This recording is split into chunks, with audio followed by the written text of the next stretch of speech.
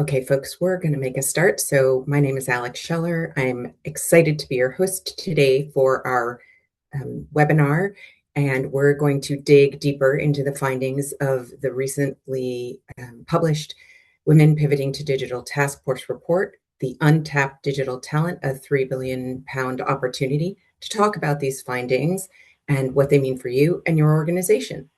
Joining us are Karen Blake, who brings deep expertise in workforce strategy, policy, and organizational transformation, and Alex Jolly from Virgin Unite's 100% Human at Work initiative. And she works with organizations globally on the future of work skills and capabilities. We also have Amelia Axelson from the City of London Corporation, who spearheaded this research behind the report today. Between them, and myself will move through the conversation to give you insights and help spur you to action. So in terms of format, today we have about 5 to 10 minutes for questions at the end. Please do submit these at any point during our webinar so that we can come back to them towards the end of the discussion. Our colleague Stacy is on the line to help moderate. I'm going to kick us off, turning it over to Amelia to share insights from the report. Amelia, over to you. Hi, everyone. Thank you for joining us today. I'm the program lead for the task force. And just to run you through, we initially set up the task force to explore why there were so few women working in digital roles across high growth sectors in the UK. Now, as the task force enters its second year, we've seen so much more momentum around digital skills, digital technology. And so this is becoming an ever increasing issue and focus across the UK. In this report, what we really wanted to understand is what were talent gaps costing UK businesses. And we were quite surprised by how much employers were actually losing by not filling their digital talent gaps, and also looking at the productivity losses and not being able to capitalize on new technologies. With this report, we also wanted to show that investing in new talent routes, that employers can capitalize on these technologies, increase productivity, and save in costs. We know there's a lot of uncertainty around hiring at the moment, especially we know with AI recruitment tools, employers are seeing an influx in applications.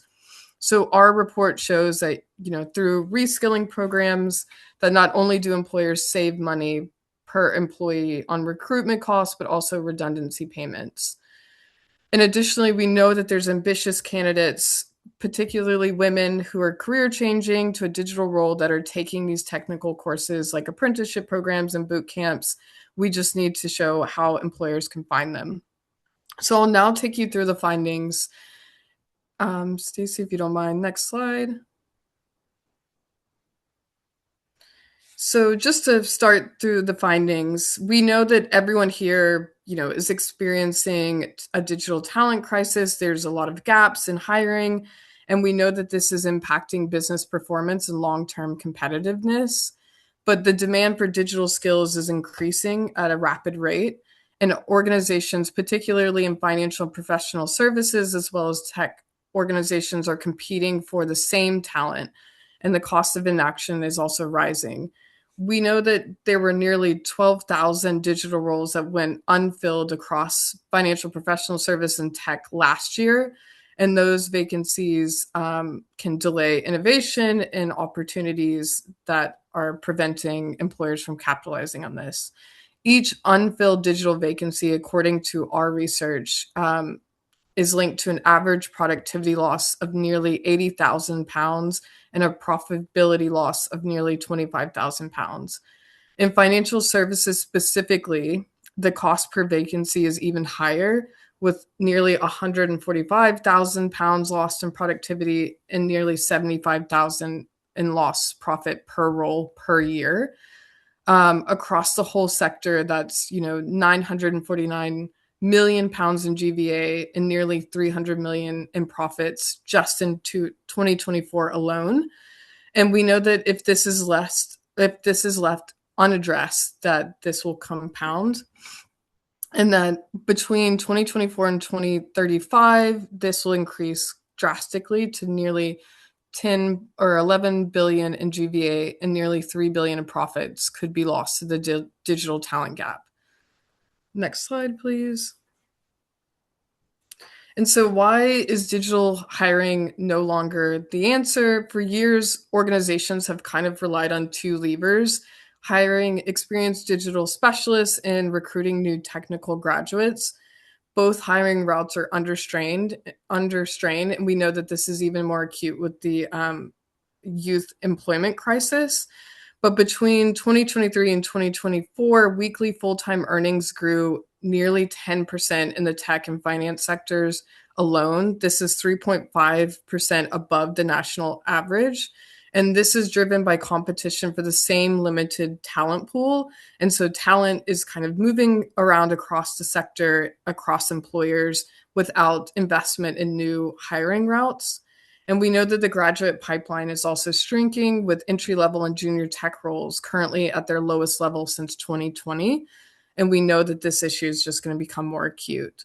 And then another issue that we've seen and that our research shows is that skills that lasted 10 years are now lasting around 2 to 5 years. So this means even when you hire experienced digital grads, new or digital hires, they'll constantly need retraining. So experience is kind of a diminishing asset. Next slide, please. So what does this mean exactly? So the underused talent pool already exists inside your organization.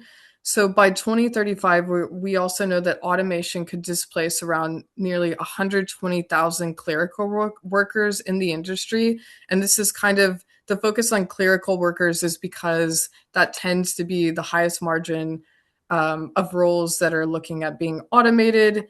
And we know that for example, the Financial Services Skills Commission estimates that reskilling an employee rather than replacing them externally saves an organization an average of around 50,000 per employee.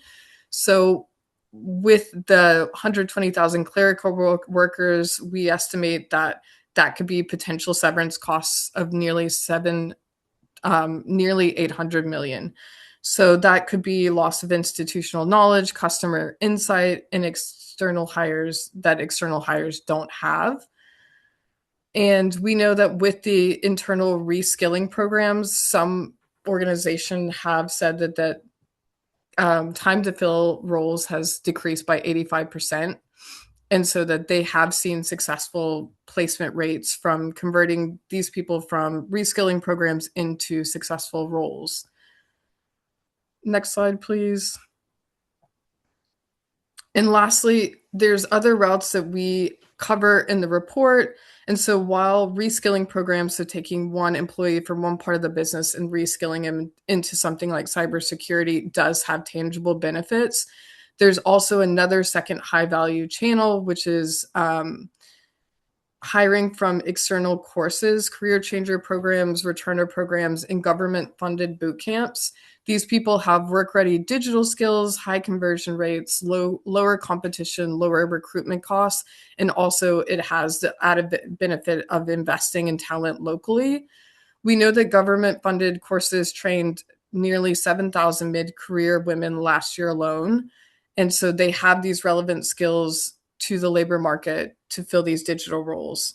And we know that career changer and returner programs convert nearly 80 to 90% of participants into permanent roles. And these women are more likely to stay at the organization, feel loyalty, and that they are promoted at higher rates than university graduates. So we know that boot camps and short courses do deliver the consistently strong employment outcomes, including in something like data, software, and cyber. So I'll now pass it back to Alex for the panel discussion. Thank you very much, Amelia. As we move into our panel, we're going to just do a quick poll for the audience and get a sense of how folks are thinking about these issues. So my question to the group is, how confident are you that your organization's current approach to digital hiring will meet your needs over the next 5 years? Understanding that's a bit of a long horizon, but we're just interested in what folks are thinking at the moment. And if you would quickly answer that poll, I'll share out the result with the group when we have it.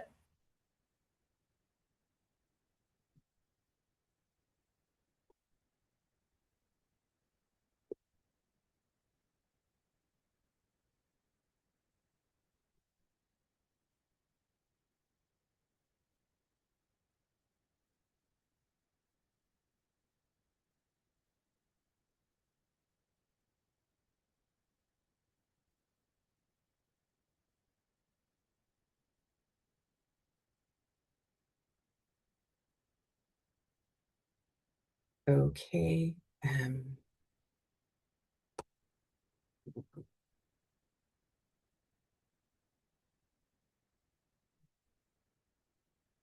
Stacy, there we go. So it looks as though we have a good mix on the line. We have the largest two categories are fairly confident. We're working on it, but there are gaps which we can hopefully help address today. And that's nearly 60% of you. So that's terrific. Not very confident is the second highest response. And that means that we know that change needs to come, but we're not quite there yet. And that's about 35% of the audience today. And we have 3% in each of the other two categories. So, with that in mind, I'm going to ask our first question of Karen. So, as someone who works at the intersection of policy, strategy, and transformation, when you're looking at these report findings, what does this tell us about how businesses can rethink the way they recruit and build their digital workforce? Yeah, thank you. I noticed in the chat as well that a few people didn't grab the QR code. There is a link in the chat to the report. So if you want to take a look at those findings yourself, you can find that there. But yes, of course, the report. I think being able to quantify the impact of what we're seeing is immensely useful to understand the value of action. And, so many of us will be making the business case of why this is important, why the moment is now. Having those values makes that an easier ask. And I think the report makes clear why lifelong learning and progressive views to internal and external mobility have a real value in our organisations. What I'd say is there's a wide plethora of digital and technical roles that we have in our industry today, and what we need today and tomorrow means we have to take different approaches to skills pathways that support a wider development. And what we're certainly seeing is a need for more T-shaped individuals. So those that have expertise in one specialised area, that vertical bar, and then those that have a more broad collaborative skills across other disciplines, that horizontal bar. And we're seeing that growth of need because actually it's not just being able to build the tech, it's about how do we make sure that that's fit for our business? How is that in service of specific areas? And we need to understand the conduits between both to sort of see successful tech implementations, product services that really meet kind of customer and business needs. It's not just about building the tech well, it's about making sure that product, those services are really fit for where they land. But I think what's really important for us to recognise alongside the report that we're in a period of massive market uncertainty. And when that happens, hiring practices tend to regress. So organisations become more risk adverse, more prescriptive, more likely to demand a candidate's pathway that looks exactly like the one that came before. So you'll see criteria is getting longer, not shorter, and you'll see filters getting tighter, not wider. And in doing so, we do exclude an enormous amount of talent. And we often talk about transferable skills, but often our systems aren't set up to really understand the value of those and to bring that into our hiring pathways, but also our internal mobility. And so we talk in the report, and that there has been a movement to more skills-based hiring approaches, and that for me is more around a structural correction to this regression. Like we have to think about how are we assessing people, and that allows us to see those transferable skills and a professional whole of a candidate, their adaptability. That is the number one skill. I work with lots of different organisations to do skills mapping and to look at kind of workforce transformation, and adaptability is the skill that folks talk to me about most. It allows us to see their domain knowledge, their capacity to operate in changing environments. And so rather than just focusing on that checklist of criteria that may not support where your organisation's going in the next 5 years, it's looking at actually how do we make sure we've got the systems and the folk that can navigate the uncertainty that we're facing. So what I see is that organisations that are built on a kind of adaptive workforce architecture around capability rather than just those credentials building that resilience that we need to see now and next. And the report shows that skills-based hiring cuts recruitment costs by 30%. I think anyone that having to sort of deliver the why, that is an enormous one. What we're seeing with AI on both sides of the recruitment pathway, the candidates using it and us using it in our hiring strategies, actually that's elongating this. And we'll talk a bit later about hesitancy, about taking steps forward, but actually baking in some of that hesitancy is problematic all the way round. We do need to think about how do we use this data to inform why, and feel secure in the steps that we want to take forward in terms of those internal mobility decisions, but also looking to see how we fill some of those unfilled roles. And there's a number of ways that we can think about that practically. But one of the kind of key ones that I often speak to folk about is actually building those internal mobility pathways, making sure that you have an understanding of the skills profiles of folks internally, so that it makes it a lot easier when you're kind of looking at what you need next. I have worked with organisations that are going through big transformations. In one part of their business, they're making people redundant, and then they've got opportunities elsewhere. And because they haven't got good skills mapping, they haven't been able to actually identify clearly that those folk that they're considering for redundancy, with the right internal support and skills support, would actually find a great fit in another part of their business. And that's just because there's a real ambiguity around what skills sit where in an organisation. So having that clarity, building those internal mobility pathways makes such a big difference to keeping that institutional knowledge. That retention is really important, saving on those kind of costs of massive restructures, but also, actually making sure that we've got the skilled people in the right roles, and we've got that clarity through our organisation. So I think the report gives us lots of food for thought on how we kind of approach that well. Thank you very much, Karen. I'm going to ask Alex to help us build on that, because she works with organizations throughout the world who are actively investing in hiring from alternative routes, as you were just mentioning, particularly due to things like AI and new tech. So, Alex, will you share with us some of your insights and whether you're seeing this same urgency to shift recruitment strategies here in the UK, and perhaps what the UK can bring in from other geographies? Thank you, Alex. And Karen, I feel so perfectly teed up. That was exactly kind of what I was hoping that we'd get onto in the conversation. So the work that we do does predominantly sit outside of the UK. And that's not because there is an urgency here. I think there is some incredible work being done. But it does feel slightly more on kind of an organisation by organisation basis. And so the work that we're doing predominantly in Australia at the moment, but expanding into the US and Canada this year, is looking at how do you bring together a cross-industry corporate group. So let's say 6 big organizations, a big bank, a big recruiter, somebody big in engineering and manufacturing, and run experiments very similar to what Karen was just outlining, live alongside one another, sharing the learning with each other. So how do you create that non-competitive space? Because a huge part of both findings in the report, but the general narrative at the moment is the work that needs to happen, it can't be linear and it can't happen slowly. And so we need to be learning as we move. So the work that we've done in Australia is we have got 6 corporates hiring for 10 roles each using a human capability framework rather than a technical skill framework. So exactly as Karen's point, we've partnered with a couple of wonderful people, and happy to share who they are if it's helpful. But we actually have therefore got people being hired for things like adaptability and curiosity and empathy, long-term thinking, critical thinking, because the employers, their incentive here was to say, we recognize that we have no idea what the workforce of the future that we need looks like. We don't know what jobs are going to be redundant or not. We don't know how far automation will go, how far augmentation will go.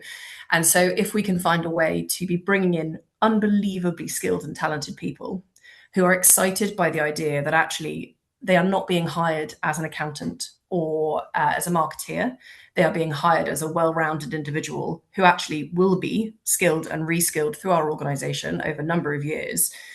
If we can find individuals that are up for that, we're kind of changing the social contract between employers and employees. So you have the opportunity actually for people that might have historically been kind of economically excluded, people that didn't have the right education or the right amount of technical knowledge, but actually are people who have worked in different industries, or might be care experienced and therefore have so much baseline understanding of what it means to be human, and fundamentally wanting to therefore apply that in different contexts.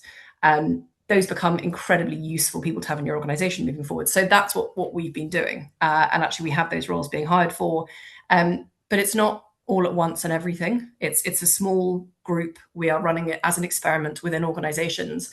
And I think that is really critical. So if we go back to the kind of, do we see the urgency in the UK? I definitely see a lot of the really important conversation. And I think because of the academic institutions we have here, the think tanks we have here, we have that robust data. Like, this report has given us such an incredible amount of stats and data to be able to make that internal case that Karen was talking about. But actually, I think there is something now about bravery and experimentation, because otherwise we are going to get left behind if we are not willing to take a bit of a chance. And so I do think there's something in that kind of collective opportunity. It kind of de-risks it if you're saying, actually, we're doing this alongside others. And I think there's a huge, incredible community that will be on this call now, trying something different and also learning from it. And I think as a society, we're going to have to lean into that a little bit more. Last thing I'll just say quickly is, I think some of the most impressive people I've seen in this space, i.e. experimenting, they're not the biggest. These are not kind of we have some big brands doing it, but actually I think if you are part of a smaller, more agile organization, you've got an opportunity to be seriously market leading in how you approach this, because you have less structure to battle through. So I think there's a real opportunity there for organizations to try something new and create opportunities for people that might not have them historically. Thanks, Alex. That's actually a perfect segue into our next question, which is over to Karen, but it's about smaller businesses that may not have quite the same resources or be able to take the same kind of risk that a larger organization would, and when they're bringing in talent and don't have necessarily the same expertise, technical expertise at their disposal. So how can they get started to build a digital workforce or take themselves into the future?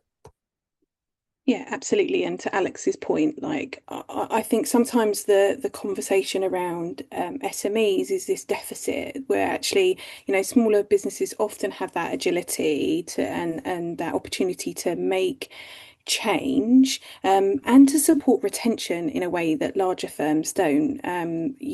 By the nature, you're often closer to your kind of your build, your product, your service, and so your structural understanding of what's happening and your needs is often more granular, which is immensely helpful when we start to think about how we reframe the kind of taking a risk on a hire or wanting to build your kind of digital capacity, because actually, the real risk, and the report supports this, is doing nothing. And so for smaller organizations, like a single unfilled digital role can stall like a whole entire project, a whole pipeline of work. And so I think that's something that's really important for us to think about, that actually there's an enormous amount of opportunity when smaller organizations feel that they are empowered to kind of shape what comes next. Now, there has been work from government to try to offer some supportive frameworks in terms of apprenticeships and boot camps. There's been a very recent announcement looking to support sort of paid placements in SMEs for 300 technical folk. So we are seeing some of that support, and I would say, it's worth looking at the different frameworks and landscapes for bringing someone in.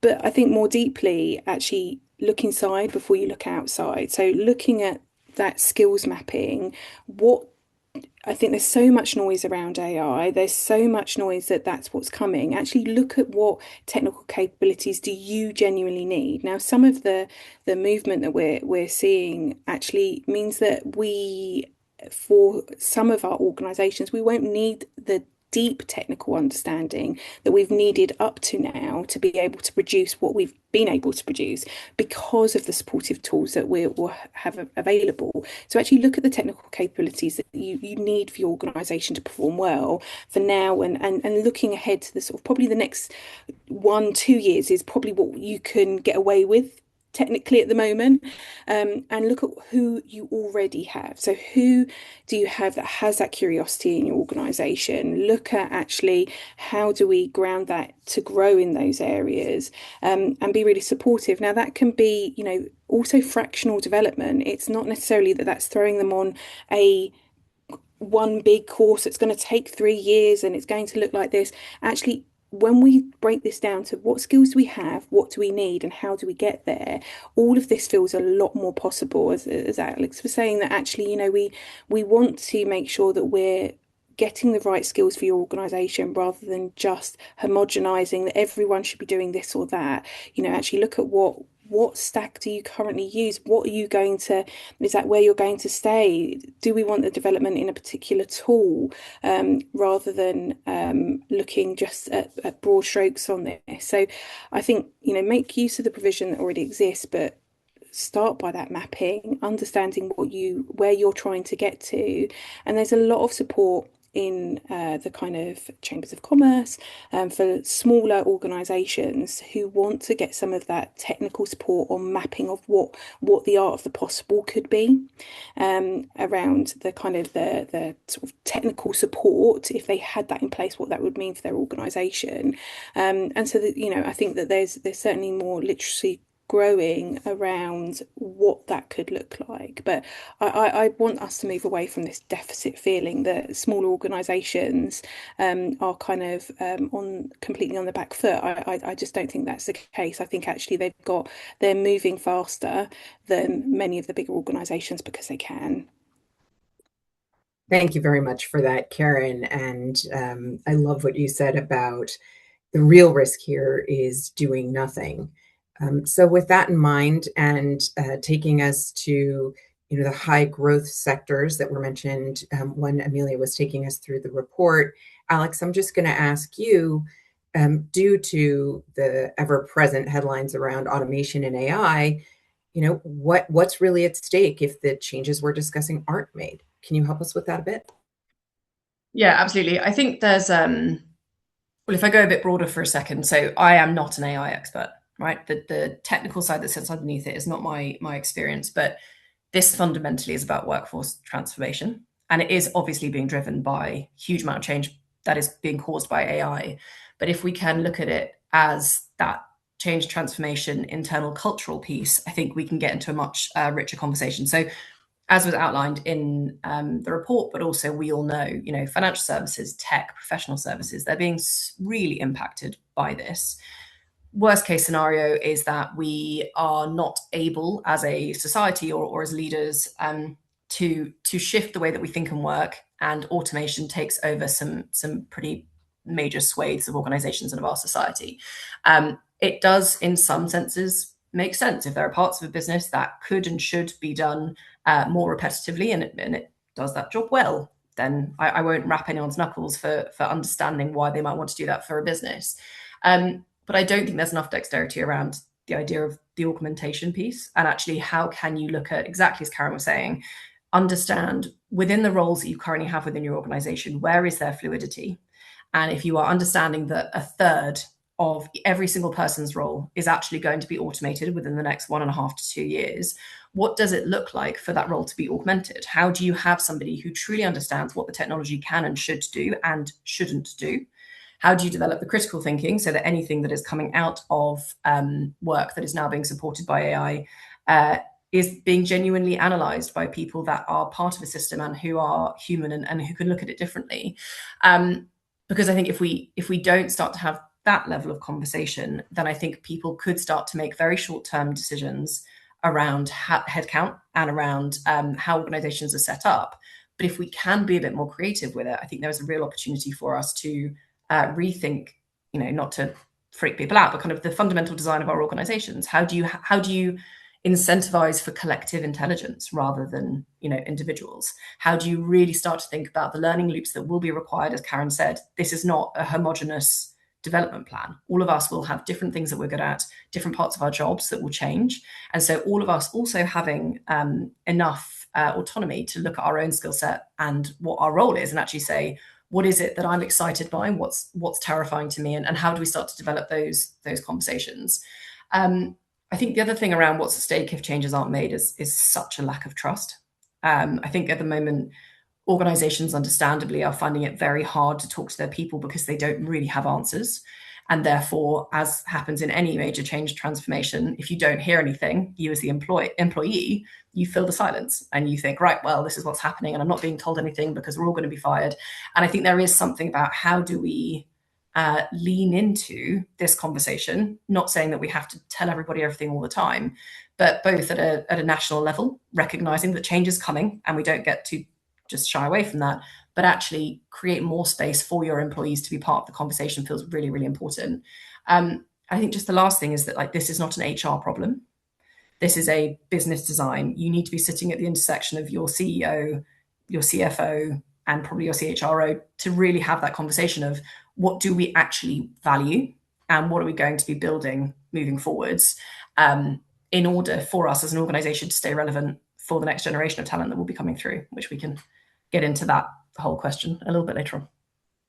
Absolutely. Thank you so much for that. I'm going to ask to just stay on this for a moment and say, you mentioned the intersection of sort of the senior executives who need to be at the table, along with functional representation of what, they're forecasting in their future, domain expertise to just really collaborate and be creative about solutions. From your experience, what do you see that holds employers back from actually taking those first steps and moving forward? And what does the hesitancy cost them? So I think financial pressure is really real. So no one's getting told off at the moment for saving money. And in a really tough economic climate, you therefore have to be incredibly brave, a little bit visionary, and probably thinking outside of yourself as a leader right now to be making these kinds of decisions, because there's a very easy path. It's not, in my opinion, the right path, but there is an easier path to be made. So I think there's one piece, which is it does require genuine bravery. And so hats off to those that are trying to do things differently. But I think there's also, we all exist in total silos. It's the way that our economy has been built, most of our organizations are built. Even the most dynamic startup still has traditional roles that you can recognize. And within that comes all of the humanness of, what am I incentivized to do? What am I responsible for? What's my agenda in this conversation? And so I think we have to be really intentional about the contracting that we do. And I mean, like social contracting, between, especially at that kind of exec layer, yes, you might be responsible for people, but if we do not have the stats that connect the money to the people, then that's not enough anymore. And I think starting to blur the lines a little are really important. And also, within organizations, most people that work within organizations are better networked across their organization than the exec is. And so how do you actually learn from those nodal people who probably have more of a sense of what's going on and the opportunities and the opportunity cost than you do?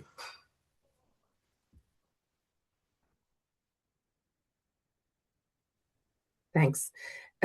So Karen, let's build on that and continue with this in terms of practical steps that an employer, any employer, could take to sort of push past that hesitancy, challenge their boundaries, and perhaps step into that gap to help with their own growth and future vision.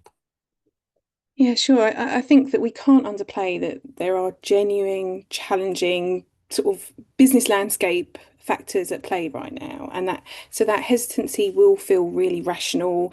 It will feel like prudence, and so we have to think, actually, if we're going to look at the practical steps we can take, what can we do to help folk feel that this is, sensible and safe to make some of these decisions. And so many of our conversations right now are very much landing on that the only thing that we know for certain is change, that this landscape now and next is change.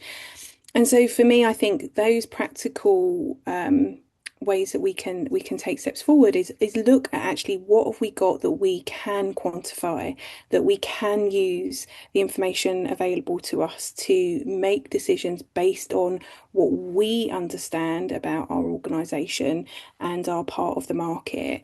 I think some of the noise is so loud, it means and no one wants to really take accountability for making some of those decisions. And so we do get to this very hesitant landscape. So I would say make sure that you're addressing the right risk, because actually that hesitancy often just means that we are still facing the exact same challenges. If anything, they're getting bigger. And we are stalling, and that does nothing to sort of improve profitability. That does nothing to make sure that our culture is retained in our organisations. And that lack of accountability, even when things are unknown, actually having some transparency there, as Alex was mentioning, is really vital. So, what's your messaging around decision making? How much can you bring in your subject matter experts across your business to actually develop plans moving ahead, and then using things. So I've spoken a lot about skills through our conversation. There's frameworks we can use, like the skills framework for information age, Sophia.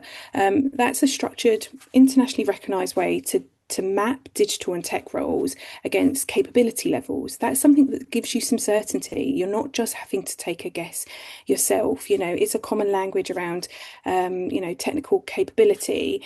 So I would say that, and other frameworks where you can actually try to bring in some security on the decisions you're making, because otherwise everything just feels that we're in this period of flux and we're not sure how do we take those steps forward. But I think that staying in that state of hesitancy, being reluctant to make decisions or be transparent about the decisions you've already made with folk, that is really where we're going to see that risk become real world consequences. So I think having that very open understanding that change is coming, and we're going to need to do something about it. And I think any decision anyone's had to make in their lives, waiting rarely fixes it without taking any action. So I think that for me, you have to take steps. It's not going to be perfect. We need to get this all right before we start. Progress over perfection. Trial things. Don't just sit in the. We have to have all these things lined up. They won't happen, especially in this market. So think about that. Take pilots if you need to, but be proactive in those pilots, and don't just. I think just don't be passive. We do need sort of market leadership here. That's actually one of the things that excites me the most, is to see where people take on this initiative and opportunity. You've mentioned that there are publicly available frameworks that folks can find and build from, which hopefully will give folks confidence to just even dip their toe into the water, even in a small piece of your organization. Piloting is often a really robust way to trial and then figure out how you can build out. Also, use of early adopters. There's always someone in your organization who's really keen to raise their hand. Go find a champion and say, well, what are your skills, and play with it a little bit. I think some of what I hear is the seriousness in the conversation can sometimes, emotionally hold people back. But there's that sense of, I don't know, those of us on the call, panelists today, there's optimism and wonder and excitement about what's possible. And I'd love folks on the line to be able to be present to that, because I think that when you do look in the report, you'll start to see facts. I think towards the back of it, there's also a page which can outline sort of a best practice and a case for you to just kind of get moving. And so I just wanted to share that with the group, along with a broad smile of the fact that you're even here today is hats off to you, and to sharing what your takeaways are from this conversation with your organization, because it could be the thing that actually makes the difference at any level in your organization, and we need all of our good minds on it right now. I'm going to ask you guys a final question before we turn over to our poll, which is, Harkening back to something you just said, Karen, around progress over perfection. So what's something you would encourage employers, everyone on this call, to do in, let's just say, the next 30 days to take steps forward and in the agenda for themselves? Yeah, I think, on an individual level, use this data to help understand the landscape of where this kind of the skills environment sits. There's other, especially when we're thinking about mid-career women, there's other data available. The Lovelace report that I co-authored last year that helps give us a texture to understand and glean that intelligence so that we can feel perhaps a little bit more in control of the decisions we want to make as our next steps, and the texture of that kind of intelligence of the market, because it can feel at the moment a bit disparaging.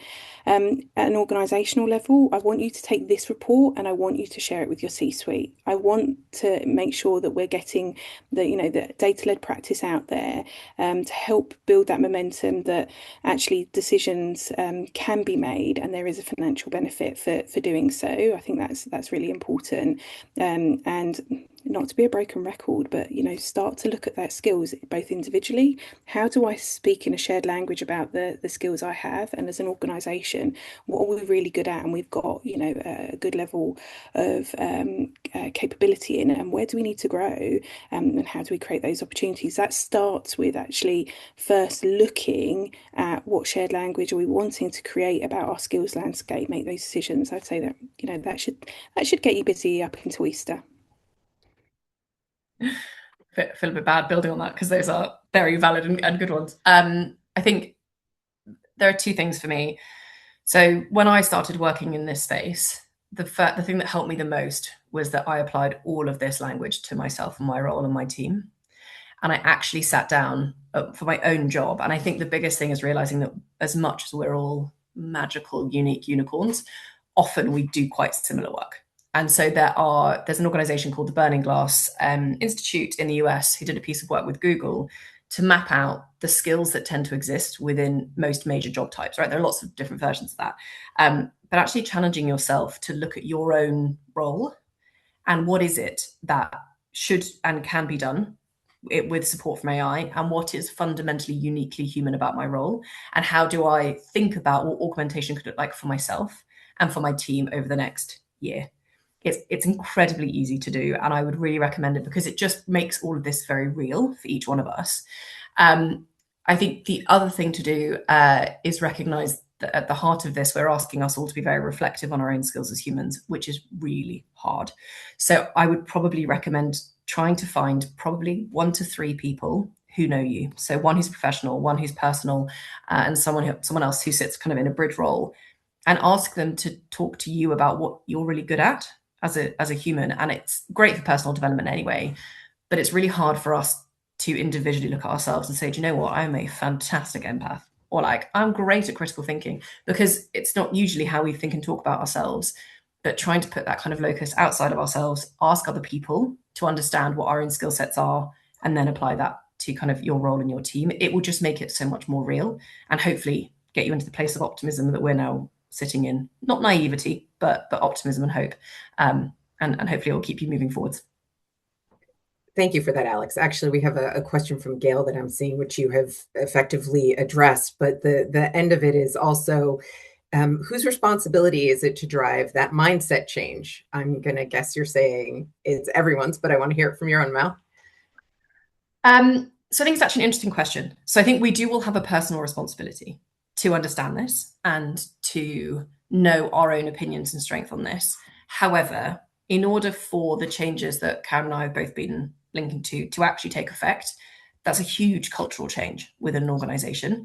And so there has to be an organizational level conversation, comfort, exploration that will allow people's mindsets to change, because we have to get into questions around incentives and progression frameworks and all of the things that actually most people use as their way of knowing whether they're doing a good job. And if we're genuinely saying that we are now believing that things like creativity, long-term thinking are what will constitute doing a good job, that has to come from the narrative of the organization as well. So I think there is a top-down requirement, as well as each of us having the autonomy and intentionality around it. Thanks. That's incredibly helpful. We are coming to the end of the formal portion of our discussion today. So I'm going to ask anyone who has additional questions that they may want to ask to please put them in the chat. And we're just going to have a poll, which is just to sort of check in with everybody at this stage, is which investment will your organization prioritize over the next, let's call it 60 to 90 days, the next quarter, to strengthen its digital talent pipeline?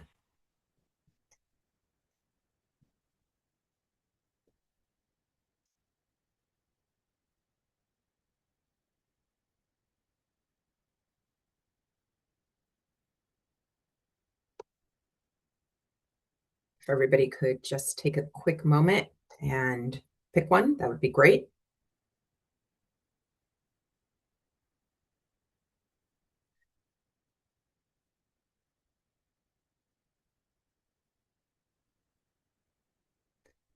Okay, so our top result with 37% is to reskill internal talent. So nominate some non-technical or mid-career staff for a structured program. That's terrific. The second most selected answer with 26% is upskill our current digital teams. So that's just over 50% of the group. And then bringing it up to about 75% is partner with an external provider. Look for boot camps and returner programs. Thank you guys very much for that. Okay, I am going to see about additional questions that we may want to address now. It seems like one of the ones that we haven't spoken quite as much about is structural changes. Oh, wait a minute. Excuse me. Redesign recruitment and progression to measure potential, adaptability, transferable skills and capabilities rather than traditional qualifications. So this is something that we've touched on, but maybe we can dive into a little bit further. Alex, I see you nodding. Yeah, I think Karen will be able to give a much more technical answer, but just one point that's been interesting in what we've done in Australia is so the initial kind of commitment to the work obviously came from a relatively senior person, but we then did a lot of work with the hiring managers because their whole world and structure and way that they have also been developed has been around traditional hiring structures, and it is unfair to suddenly shift that and expect them to understand why and to do it to a standard that they would be happy with. So there's a really important point about spending time with your hiring managers, the people who are actually on the front line doing this, to get their thoughts and to keep it developing whilst in conversation with them rather than deciding the whole process and then presenting it to them. The other thing is that we built coaching in as a free offer to all applicants to understand why this process feels different as an applicant. And then when they're in the process, any questions that they have, they had a touch point. And then if they were unsuccessful, they were offered a free coaching session to talk through why. And I think there is just a slightly more holistic requirement if you are asking people to be hired using human capabilities, because it's a bit more raw. You can't hide behind, not hide behind, but you can't use kind of the qualifications potentially as a slight armor. You're being asked who you fundamentally are and your core skills. So I think we have a responsibility to support them through that. But Karen. Yeah, no, I did some research a few years ago around this whole landing environment piece when we're talking about reskilling, upskilling. And one of those really interesting points that came out of that was recognizing those vulnerabilities that Alex has mentioned. We need to make sure that that landing environment is appropriate. If you are moving in, or you've upskilled, reskilled, and you're moving internally, actually making sure that your kind of line manager, the hiring manager, depending on how that landscape has been created, has appropriate onboarding work for you, that stretch and comfort type roles. So in your first quarter, you should have that mix of where you feel some of that stretch, but that there are also things that you can do that are within your capabilities, both of those things, in terms of building a relationship between individual and manager, we see creates the kind of the formation of psychological safety we talk about so often, to actually thrive within a role, to see that success, see that retention. When we have that mix of, and this is where sometimes the relationship can fall away in a kind of a reskilled model, is that the work that people are coming into is actually not appropriately matched. And so they feel that they're not able to sort of perform well. The perception of them starts to change. And actually, it's this, we've just got a real mix match in what the manager of the incoming candidate had been told about what this role, or the role was misunderstood in terms of the recruitment. All of those things, and actually spending some time and thinking about onboarding. I know that sometimes that feels like, gosh, we've not got time to be thinking about those things. The investment we put there, and it's not arduous, just some structure around how someone is going to take on the work, it pays you back a million times over. Not just in terms of how quickly they are kind of working independently, but also just in adding to your culture in your team. And I think actually this speaks to line managers, the hiring managers, taking some time to really think about where they've had situations where they've had someone come in and it's not worked out well. Have they really been thoughtful around some of that practice? And often, it's a difficult pill to swallow when you feel like maybe I was in a rush, I was under pressure. Did I give them everything they needed? Did we have any of those processes listed, mapped, indicated? All of those factors. So I think being a bit intentional, but creating, actually, we want people to succeed. I think for our whole landscape of work has been, it's a trap. It's not a trap. Actually, we can actually help each other out, and it feels a lot nicer, and we get things done well, and no one is crying in the toilets. Like, there's real wins here. So I think just that intention when we're doing that landscape work is so important, and we can see it paid back. Karen, one of the things I really like about what you're saying is you're highlighting that, and that should be best practice regardless of the economic climate, the sector, the kind of work that you do, because it is so much more effective to have a happy, satisfied, engaged employee, and they might be your next progression, promotion. They might also take on a different team. They might help you out when your organization is really under it. So I mean, that's the kind of thing that I'd love to think folks are able to reflect on from this, and just see where they can extend themselves in that arena if they aren't, I'll say, putting their best foot forward there today. We've had a question about recruitment process over to Alex. Just unpack a little bit more. What kinds of roles have you seen that there was uptake for, particularly in Australia or any other jurisdiction? And why don't we start with that, and then we can build from there. Yeah, it's really interesting. So when we first started the work, I don't think we really knew how people might try to use it. And we've had two use cases that I found fascinating. So one, initially we thought that this would only really be relevant to relatively entry-level work, because we're asking for something quite different in terms of hiring. And one very fascinating one is we're working with a major bank in Australia. And what they were saying to us is, with the changing laws in Australia, they have so many financial crime analyst roles, and also roles that connect into kind of the customer support as relates to financial crime or fraud.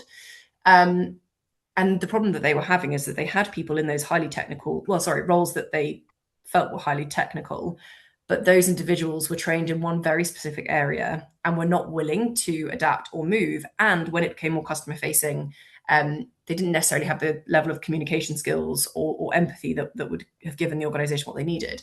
So they actually used this process to put people into those roles. Because what they were saying is, we can give them the baseline training in about a month on what it takes to deliver this to a certain standard, and then they'll develop themselves. But we are looking for people that are coming in who are adaptable, great at communication, recognize that there might be two ways to answer a problem. All of that kind of the slightly more human skills, historically soft skills. And so that's actually been the process that they've gone through. And they very quickly needed to move on that. And there is a huge requirement for that in Australia right now. And so they're looking to explore, how do you change the narrative on who that kind of work might be appropriate for. And so there's some really interesting work in that space. And then there was one of the organizations has decided to look at that middle group who are at risk and basically say, is there a way for us to provide enough of a framework and coaching that allows people to identify where they might have untapped potential within the organization, and are they willing to apply that into different contexts? And so I think that was much more generalized across a number of different areas of work, but those are just two case studies. It's still a small experiment, but we'll be launching with Canada in the US soon, so hopefully can share a bit more as and when we get there. I love the emphasis on personal and professional reflection as a springboard for future opportunity, because one of the things that individuals can always do is find an assessment, have a think, and most organizations do have a structure where there are one-to-ones with managers from time to time, and folks can gently raise these, or as we've mentioned in a top-down perspective, organizations can say, hey, before your next quarterly check-in or before your mid-year assessment, or at all of the formal touch points, suggest things that folks can be doing to increase the dialogue, and that will hopefully surface appetite for change.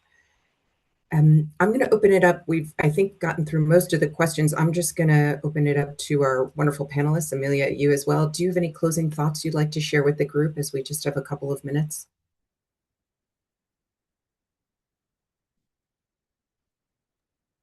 Yeah, sorry, I was on mute. And just to say, I think, the economic case is very clear that you should be looking at investing in new pathways. And I think with AI recruitment tools, looking at new ways to hire reskill workers is going to be increasingly important. And I think falling to the default of, relying on networks and that sort of thing is going to continue to leave really capable talent out. So I think there's a clear economic case, and really presenting those findings across the organization will be key here. But I think, as Alex and Karen said, be innovative, take risks. Well, that sounds like wonderful closing remarks. So I'm going to let those stand. And thank you all for joining us today. We've greatly appreciated your time and attention. A replay of this video will be available, and it will be hosted on the Women Pivoting to Digital Task Force website. And just thank you all very much for your time and attention. Have a great rest of your day.